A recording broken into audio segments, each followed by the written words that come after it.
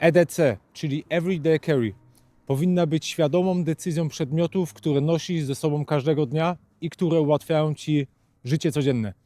Wiedza, rodzi czujność, odwaga, ucisza strach. Zaczynajmy. Witam Cię serdecznie, mówi Chris z firmy Pretora Tactical Solution. Jestem byłym instruktorem strzelectwa obronnego, który pracował dla Biura Bezpieczeństwa Dyplomatycznego Rządu Stanów Zjednoczonych. I na chwilę obecną jeszcze mieszkam w Berlinie. Jeśli jeszcze tego nie zrobiłeś, to koniecznie zostaw na dole suba. Jest to dla nas ogromna motywacja do dalszej pracy, bo robimy wszystko z myślą o Was, by Wam przekazywać naszą wiedzę. Tak więc zaczynajmy. Dzisiaj chciałbym pomówić z Wami o moim plecaku, który noszę ze sobą codziennie, jeżeli przemieszczam się autem gdzieś na dłuższych dystansach.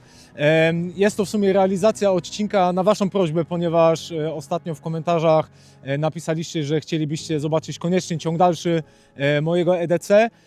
Jeżeli jeszcze nie obejrzałeś pierwszego odcinka, to koniecznie go obejrzyj, ponieważ tam mówię o takiej mojej pierwszej linii, czyli tych przedmiotów, które noszę cały czas ze sobą.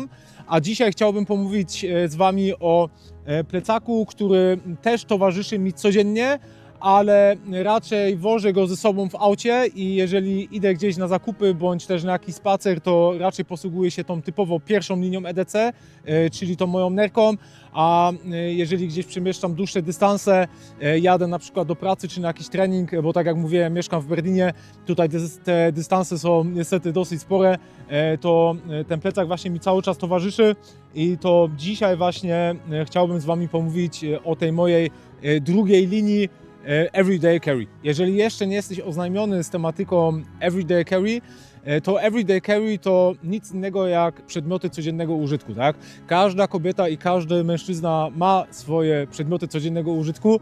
W Twoim przypadku będą to najprawdopodobniej jakieś klucze od auta, klucze od domu, telefon, portfel i to już jest Everyday Carry, tak? Można te przedmioty codziennego użytku bardziej rozbudować o rzeczy, które są nam potrzebne w sytuacjach pewnych zagrożenia bądź też kryzysowych, tak? I tutaj rozszerzamy to o jakieś apteczki, jeżeli gdzieś mówimy o jakimś zarządzaniu kryzysowym bądź też o sytuacjach kryzysowych, to EDC można jeszcze bardziej rozbudować, tak jak w moim przypadku. Ważne jest to, abyście zawsze podchodzili do tego z głową, czyli zastanówcie się, jak wygląda Wasze życie codzienne i na podstawie tego Waszego życia codziennego bądź też tych zagrożeń, które Was otaczają, dobierzcie pod siebie właśnie te przedmioty codziennego użytku. Moje EDC jest już dosyć mocno rozbudowane, opieram je gdzieś na moich doświadczeniach zawodowych, no i też gdzieś na jakichś latach spostrzeżeń na temat mojego codziennego życia. I ja zawsze dobierałem te przedmioty gdzieś zadając sobie pytanie, czego mi brakuje, albo kiedy znajdowałem się w sytuacjach, że zauważyłem, że czegoś mi brakuje, to starałem się o te przedmioty uzupełnić właśnie to moje Everyday Carry. I skończyło się to właśnie w takiej, a nie innej postaci, że właśnie mam tą nerkę i plecak i idzie to jeszcze dalej, tak? Czyli mam ten poziom pierwszy, to jest ta moja nerka, poziom drugi to jest mój plecak, który noszę ze sobą codziennie i to się buduje jeszcze wyżej po duży plecak ucieczkowy, 100-litrowy, i to jest cały system, który składa się z pewnych przedmiotów, które mogą nawet pomóc mi w takich sytuacjach realnych zagrożenia życia, tak? Czyli albo w takich sytuacjach kryzysowych, kiedy dochodzi do na przykład odcięcia od prądu, kiedy na przykład jakiś pożar wybuchnie w moim domu, kiedy jest jakaś sytuacja związana z stanem wojennym, tak, to ja mam już taki system wypracowany, który zaczyna się właśnie od nerki, idąc po ten plecak, idąc po plecak ucieczkowy, aż po taki, można powiedzieć, swojego rodzaju hub, w którym mam tych przedmiotów jeszcze więcej.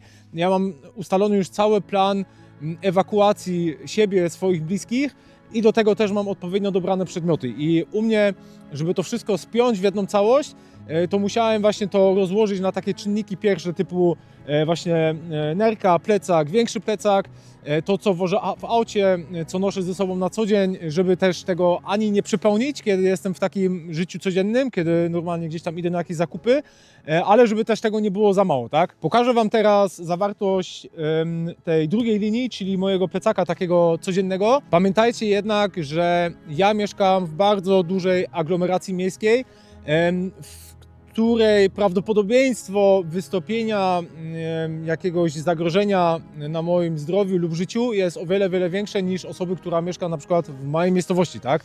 Tak więc też zawsze dobieracie to pod siebie. To nie jest złoty środek, to jest gdzieś oparte gdzieś na moim doświadczeniu, na moim poczuciu jakiegoś bezpieczeństwa. Jedni mogą uważać, że tego jest za dużo, drudzy, że tego jest za mało. Ja uważam, że to jest dla mnie idealny system, który się sprawdza i na podstawie tego po prostu gdzieś ten plecak sobie w taki sposób, a nie inny zbudowałem.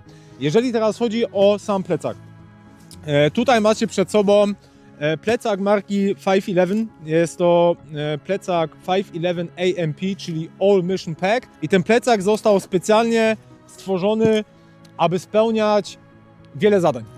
Od samej nazwy All Mission Pack. Ja przez bardzo długi okres czasu borykałem się z doborem odpowiedniego plecaka, bo przez długi okres czasu nosiłem plecaki ze systemem MOLE, typowo o takim zacięciu wojskowym. Przez moją pracę doszedłem do pewnych wniosków, że jednak warto może to zacięcie militarne bardziej zmienić na takie, powiedzmy, bardziej casualowe, codzienne.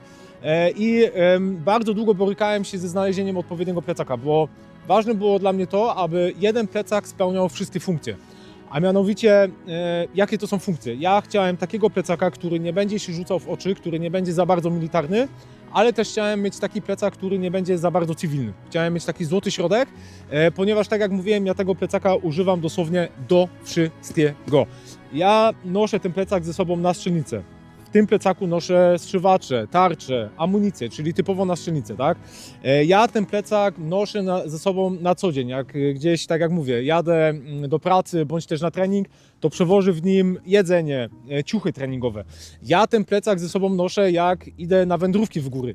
Więc tak jak sami widzicie, ten plecak musiał dla mnie spełnić wiele funkcji. Znalezienie takiego odpowiedniego plecaka było dosyć ciężkie, ale w końcu trafiłem i skończyło się właśnie na plecaku firmy 511.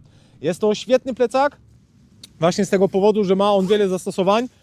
Bodajże 32-litrowy, nie będę teraz dokładnie wchodził w specyfikację tego plecaka, w internecie jest wystarczająco dużo filmów. Jedyne co chciałbym zaznaczyć to to, że zewnątrz tutaj macie taką kieszeń, którą możecie sobie w dowoli odpinać. Możecie ją sobie tutaj odszczepić od tych haczków, bo tutaj jeszcze ona jest zapięta na takie haczyki. I tutaj są różne systemy zaczepienia. Tutaj są różne ładownice zewnętrzne. Zaraz zobaczycie zdjęcia tych ładownic. U mnie skończyło się na tym, że mam taką zewnętrzną ładownicę. Miałem jeszcze przedtem takie dwie z takiego materiału elastycznego, w którym nosiłem apteczkę, ale u mnie też to takie EDC cały czas się zmienia, więc teraz się skończyło na tym i to się już sprawdza przez jakiś dłuższy okres czasu dla mnie i jestem, tak jak mówię, z tego plecaka bardzo, ale to bardzo zadowolony, bo spełnia on wszystkie moje rygorystyczne wymogi, bym powiedział. Budując zawartość tego plecaka, zadałem sobie kilka istotnych pytań. Pierwsze pytanie było takie, co by się stało, gdybym znalazł się kompletnie po drugiej stronie Berlina, a Berlin w swojej najdłuższej średnicy ma około 40 km i co by było, gdybym był zmuszony przejść na nogach całą drogę przez Berlin do domu, tak? Albo co by się stało, gdybym był w drodze powrotnej do Polski albo z Polski w drodze do Niemiec i utkwiłbym w jakimś bardzo długim korku, gdzie musiałbym stać kilka godzin. Co by się stało, gdybym był na wędrówce w górach i z jakiegoś powodu nie miałbym możliwości powrotu do swojego schronienia? To wszystko były pytania, na które musiałem sobie odpowiedzieć i chciałem stworzyć plecak, który mogę ze sobą, tak jak mówiłem, nosić każdego dnia, ale który też w takich sytuacjach pozwoli mi żyć w miarę komfortowych warunkach albo przeżyć w miarę komfortowych warunkach przez dłuższy okres czasu, dajmy na to do 48 godzin. I tutaj miałem mega dużą zagwozdkę, bo nie chciałem tego plecaka przeładować na tyle, aby nie móc już mieścić rzeczy, które tutaj też jeszcze dodatkowo potrzebuję na co dzień, typu właśnie jakieś jedzenie, picie, ciuchy na trening, albo jakieś przedmioty, które na przykład tam noszę na strzelnicy, albo jak jestem na jakiejś wędrówce w górach, ale też musiałem się zastanowić, jakie przedmioty wziąć ze sobą, aby właśnie przez dłuższy okres czasu w miarę komfortowo móc przeżyć. No i skończyło się właśnie na zawartości tego plecaka, który teraz Wam pokażę. Zacznijmy sobie od tej pierwszej kieszeni, którą mam tutaj z zewnątrz przypiętą. Jeżeli ją sobie otworzymy, to w pierwszej kieszeni mamy następujące rzeczy. Od razu po otworzeniu kieszeni mam opaskę uciskową CAT Tourniquet, czyli Combat Application Tourniquet. Jest to właśnie druga już opaska, którą ogólnie mam ze sobą. Tą mam tutaj przypiętą przy plecaku, jest od razu gotowa do użycia, do wyciągnięcia. Zależało mi właśnie na tym, aby mieć tą apteczkę i zawartość tej apteczki gdzieś od razu w zasięgu ręki, tak? Żebym nie musiał się dokopywać do głębi plecaka, tylko żeby sobie to gdzieś leżało z wierzchu, tak? Czyli mamy tutaj na pierwszym miejscu opaskę uciskową. Tutaj mam już tą bardziej rozbudowaną apteczkę, która ma ze sobą troszeczkę więcej materiałów opatrunkowych, takich bardziej komfortowych, bym powiedział. Resztę mam w swojej nerce, tak jak mówiłem, jak nie obejrzałeś tego odcinka, to obejrzyj sobie koniecznie. I co tutaj mam? Z zewnątrz mam przypięte nożyczki. Jak otworzymy sobie tą apteczkę, to mamy podstawowe leki, tak? Czyli jakieś tabletki przeciwbólowe, tabletki na ból gardła, tabletki na jakieś rozwolnienie, pomadka do ust, czyli wszystko, taka podstawowa paczka medykamentów, które by pozwoliły mi gdzieś tam doraźnie zapobiec jakimś lekkim przeziębieniom czy chorobom. Następne co mam, to zatyczki do uszu, jeden bandaż typu izraelskiego, dwie ampułki z solą fizjologiczną do oczyszczania oczu, do tego mam rurkę jedną nosowo-gardłową, dwie paczki rękawiczek, do tego jeszcze mam jeden opatrunek osobisty z wojska niemieckiego. Są one fajne, bo są dosyć tanie, wodoszczelne i są bardzo fajne do pakowania. To jest mały bandaż. Co jeszcze mam w tej apteczce? Ups, spadło mi. Co jeszcze mam w tej apteczce? Mam do tego jeszcze folię NRC i na sam końcu mam opatrunek z środkiem hemostatycznym. W tej kieszeni mam jeszcze pełno długopisów i pisaków. Jeżeli jestem na strzelnicy, to nigdy tego nie jest za mało, tak więc to też gdzieś tam się znajduje w tej kieszeni. I od razu pod zasięgiem ręki mam różnego rodzaju kable, taki podstawowy zestaw kabli, które pozwoli mi naładować wszystkie urządzenia, które ze sobą noszę. I do tego jeszcze mam jedną wtyczkę, też właśnie firma Anker, z wejściem na typu C i na zwykłe USB. I tutaj w tej pierwszej kieszeni, tak jak mówię, są wszystkie takie przedmioty, które są dla mnie ważne, aby były w zasięgu ręki, tak? Czyli otwieram tą ładownicę zewnętrzną czy kieszeń i od razu mam wszystko tutaj pod ręką, wygodnie. Tak więc to było dla mnie ważne, żeby wszystko to, co na szybko chcę sięgnąć, tutaj się też znalazło. Następne, co tutaj mamy, tu jest taka ukryta kieszeń, oryginalnie w plecaku. Jest to kieszeń z rzepem w środku do concealed carry, czyli tutaj można jeszcze włożyć sobie kaburę i pistolet. Ja tą kieszeń sobie przeznaczyłem na wyżywienie. Można dyskutować na temat jedzenia, które się ze sobą powinno nosić, tak? Niektórzy mówią o tym, że raczej preferują żywność tą liliozifowaną, zawsze zapominam to słowa, ale chodzi o tą suszoną żywność, którą się zalewa wrzątkiem i można ją sobie tam dowolnie zjeść, ponieważ jest ona mało pakowna, ma długi termin przydatności. Ja jadłem to. Nie jestem tego za bardzo zwolennikiem i trzeba mieć to na uwadze, że musisz jednak mieć gorącą wodę, żeby móc zalać taką żywność, tak? Niektórzy preferują jakieś orzechy, czekolady, tak? Jakieś konserwy. Ja pozostałem tradycyjnie przy racjach wojskowych, ponieważ mam ich, nie powiem, że mało, więc dla mnie to nie było żaden problem, żeby taką rację sobie jedną otworzyć. Wyłożyłem sobie ją, jest to amerykańska racja Emery i taką rację tutaj też w plecaku ze sobą mam, tak? Tutaj mam podgrzewacz jeden, krakersy, jakieś ciastko, tu jest kukurydza solona, typowo zestaw łyżeczki, kawa, sól, pieprz. Tutaj mam 2 napoje albo proszek do napoi izotonicznych, ser wyciskany, też typowe dla racji MRE amerykańskich i danie główne. Nie wiem jakie to jest, a to jest coś z wołowiną. Tak jak mówię, sprawa dyskusyjna, jest to dosyć ciężkie.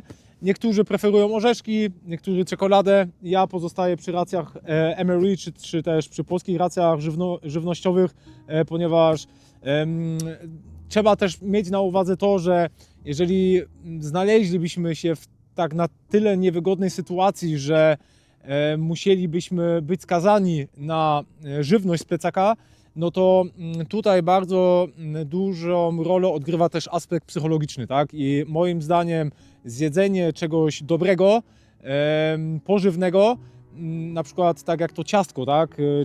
Czy ten beef stew, tutaj mam tą wołowinę w tym sosie, ciepłe, w postaci ciepłej, no jest to ogromna zaleta i ja jadłem te racje już wielokrotnie.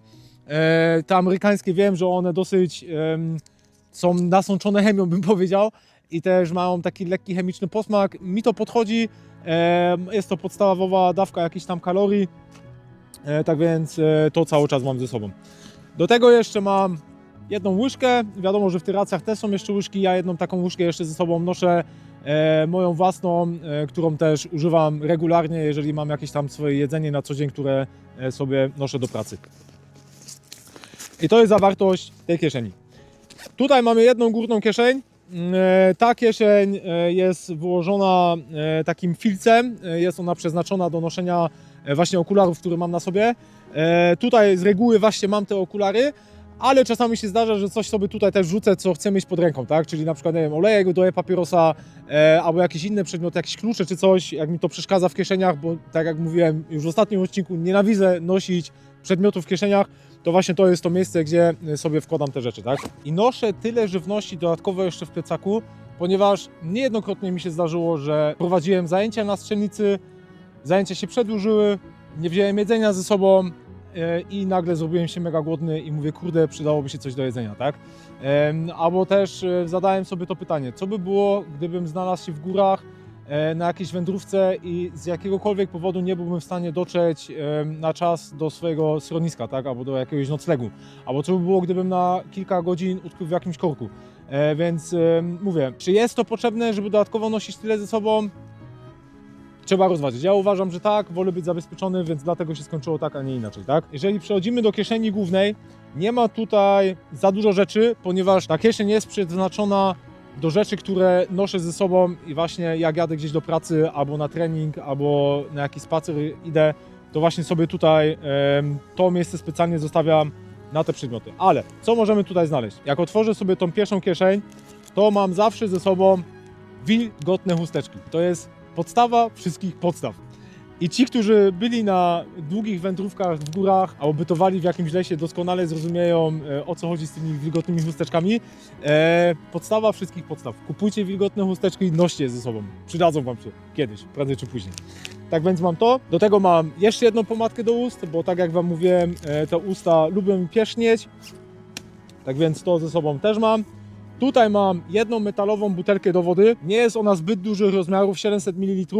Plus jest taki, że jest ona z metalu i gdyby naprawdę doszło do sytuacji, że będę musiał przez dłuższy okres czasu gdzieś przeżyć na tym plecaku, no to właśnie ta butelka w najgorszym wypadku umożliwi mi zagotowanie wody, tak abym też mógł spożyć jakiś ciepły posiłek, bądź też napić się czegoś ciepłego, co jest ogromnym motywatorem w takich ciężkich, kryzysowych sytuacjach i to naprawdę daje bardzo, bardzo dużo. Kolejną rzecz, jaką mam w tym plecaku bardzo często, to właśnie ta nerka, o której już wspomniałem.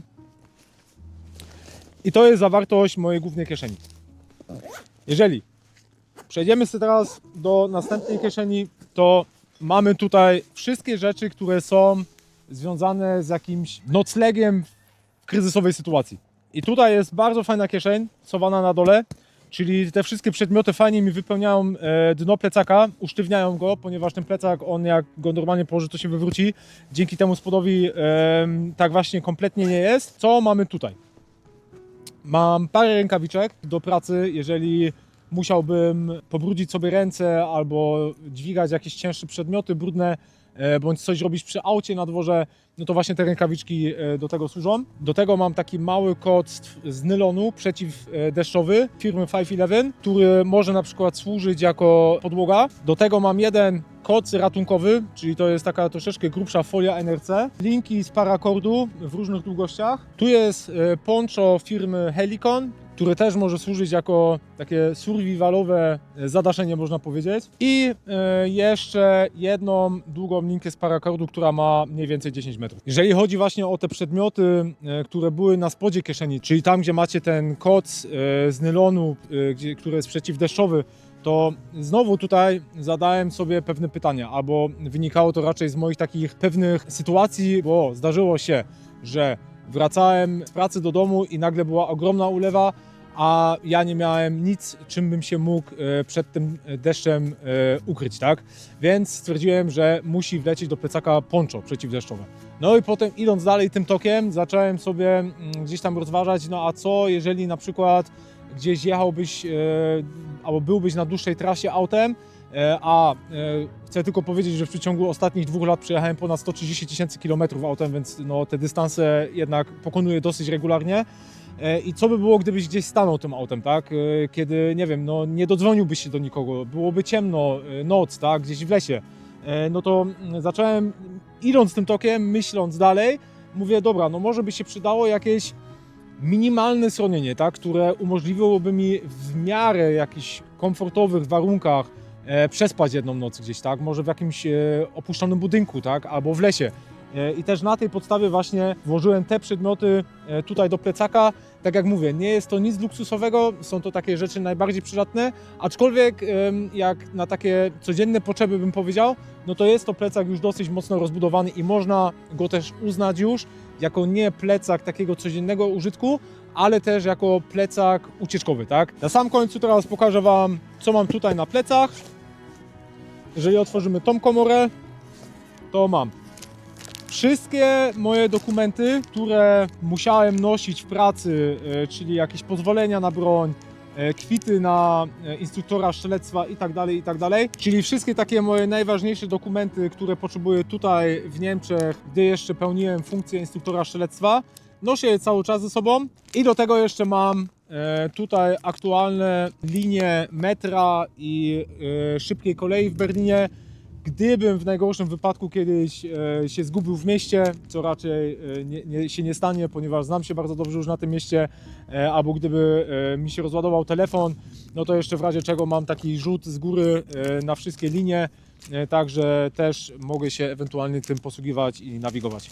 Tutaj z boku macie jeszcze dwie takie otwarte kieszenie. Tutaj można właśnie też chować jakieś przedmioty, do których chce się mieć jakiś szybki dostęp. Tutaj mam jeszcze jedną bardzo, bardzo ważną kieszeń. Jest to ładownica albo kieszeń, w której naprawdę są takie elementarne rzeczy do przeżycia, takie naprawdę survivalowe już.